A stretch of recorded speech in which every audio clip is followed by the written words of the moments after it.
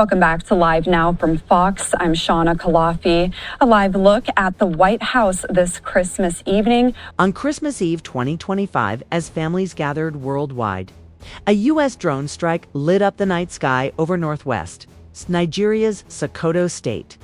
President Trump announced it hours later as a direct hit on ISIS militants. But why this timing and what led to it? Stay tuned. There's more to this story than the headlines let on. Mainstream outlets like NPR, Reuters, and ABC News reported the basics on December 25th. President Trump posted on Truth Social about a U.S. military strike against Islamic State targets in Nigeria. He described it as a powerful and deadly action against ISIS terrorist scum, who had been targeting and viciously killing, primarily innocent Christians.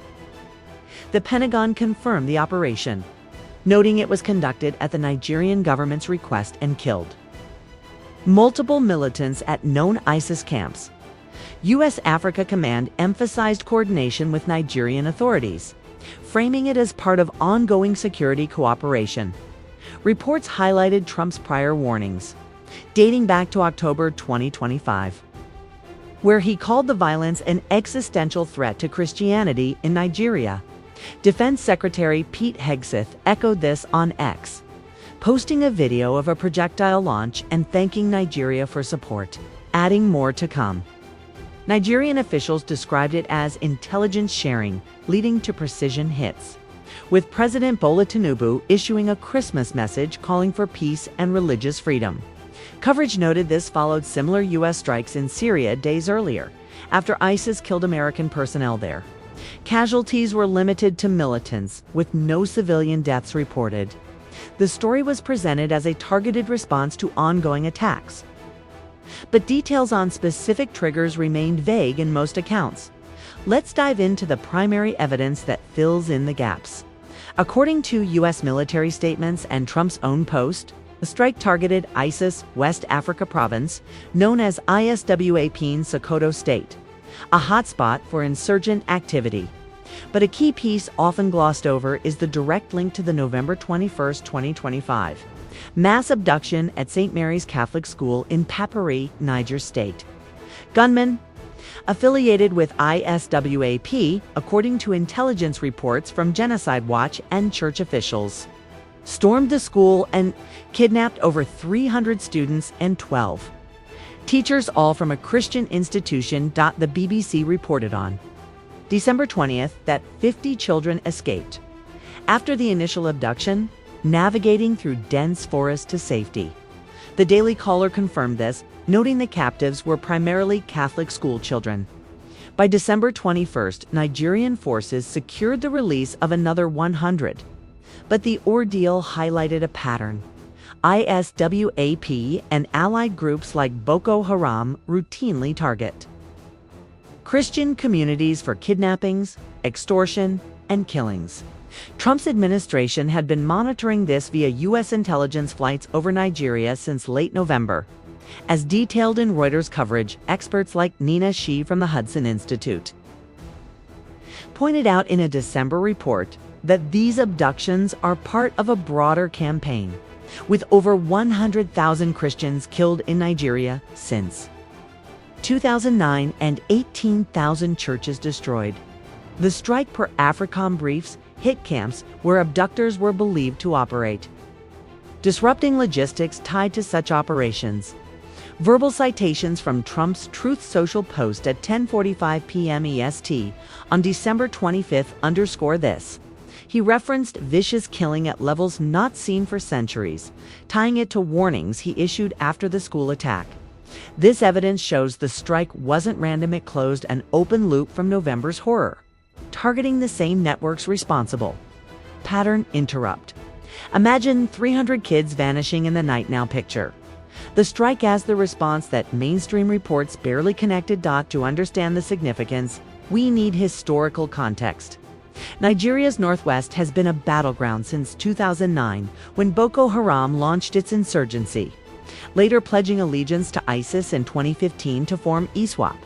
This group controls swaths of territory, imposing strict Sharia law and targeting non-Muslims. Data from the Armed Conflict Location and Event Data Project shows over 50,000 deaths from jihadist violence in the region since 2011, with Christians disproportionately affected in states like Sokoto and Niger. The U.S. has been involved peripherally, providing $1.2 billion in aid and training to Nigerian forces since 2017, per State Department records. But Trump's designation of Nigeria as a country of particular concern under the International Religious Freedom Act in early 2025 ramped up scrutiny. This echoed past interventions, like Obama's 2014 efforts against Boko Haram after the Chibok girls' kidnapping, where 276 schoolgirls were taken, many still missing today. Analysts from the Council on Foreign Relations note that while religion is a factor, underlying issues include resource disputes between Fulani herders, mostly Muslim and Christian farmers over land and water, exacerbated by climate change. Trump's focus on Christian persecution adds a layer, drawing from lobbying by U.S. evangelical groups as reported in the Wall Street Journal. This background reveals why the Christmas timing mattered acts often spike during holidays, making the strike a symbolic counterpunch. Transition? But that's just the setup. Now let's connect the dots further. Digging deeper. Evidence shows mainstream coverage ignored the role of Fulani militias, often allied with ISWAP. A Genocide Watch report from November 2025, page 12, details how these armed groups have conducted over 4,000 attacks on Christian villages since 2015, displacing 2.5 million people and seizing farmlands worth an estimated $500 million. Nigerian government data admits this, but frames it as farmer-herder clashes, downplaying the ethnic and religious dimensions. Connecting the dots, the St. Mary's abduction wasn't isolated. ISWAP claimed responsibility in a video released December 1st per Al Jazeera analysis, demanding ransom and conversions. U.S. satellite imagery, cited in a Pentagon brief, timestamped December 23rd at 14 o'clock UTC, tracked militant movements from the abduction site to Sokoto camps hit in the strike. This ties directly to Trump's October warning on Truth Social, where he threatened intervention if the slaughtering of Christians continued, a phrase echoed in his announcement. Further, posts from local activists, like those from @General_Sokoto on December 26th, shared footage of the strike's aftermath, showing destroyed camps linked to abduction networks. These sources reveal a coordinated U.S.-Nigerian op that MSM underplayed, focusing instead on sovereignty concerns. The Washington Post mentioned Trump's threats, but omitted how U.S. aid suspension, $300 million frozen in November, pressured Nigeria to approve the strike. This deeper layer closes the loop on why the U.S. acted now. It was a culmination of intelligence tying abductions to ongoing genocide-scale violence. Pattern interrupt. Think about it: $300 million in leverage. That's the kind of detail that changes the story. What does this mean? The strike raises questions about U.S. foreign policy under Trump. Is this a one-off, or the start of broader interventions to protect religious minorities? It could strain relations with Nigeria. Despite coordination, opposition figures there have criticized it as neo-colonial. Per BBC interviews, effectiveness is another issue.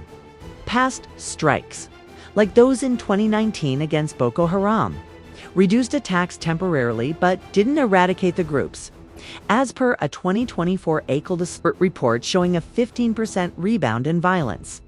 Implications extend to global security, with ISWAP's ties to ISIS core. This could disrupt funding streams, estimated at $10 million annually from kidnappings. But it risks escalation retaliatory attacks on U.S. interests in Africa, as seen after Syria strikes. Questions linger. Why did Nigeria's government, with a $40 billion defense budget, need U.S. help? And does framing it as Christian persecution overlook Muslim victims who make up 40% of casualties per Amnesty International? This action might embolden other nations to request U.S. aid. But it underscores a shift toward targeted, religion-focused interventions. Viewers consider, does this set a precedent for U.S. involvement in Africa's insurgencies? Zooming out. This fits larger themes in Trump's foreign policy, a muscular defense of Christian communities abroad, seen in his Taiwan ties and Syria strikes. It connects to global jihadist networks. CAWAP's model mirrors ISIS in Iraq, using abductions for revenue. Broader patterns include rising religious violence in the Sahel.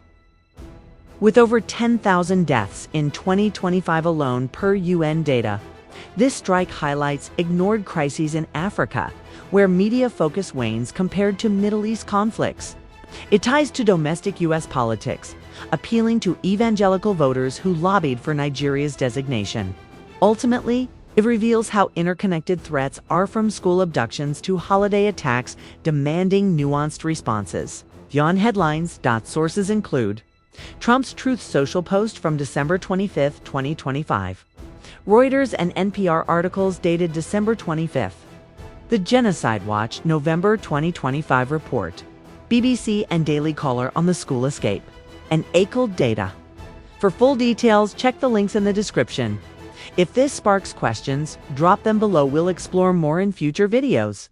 Thanks for watching What Others Overlook.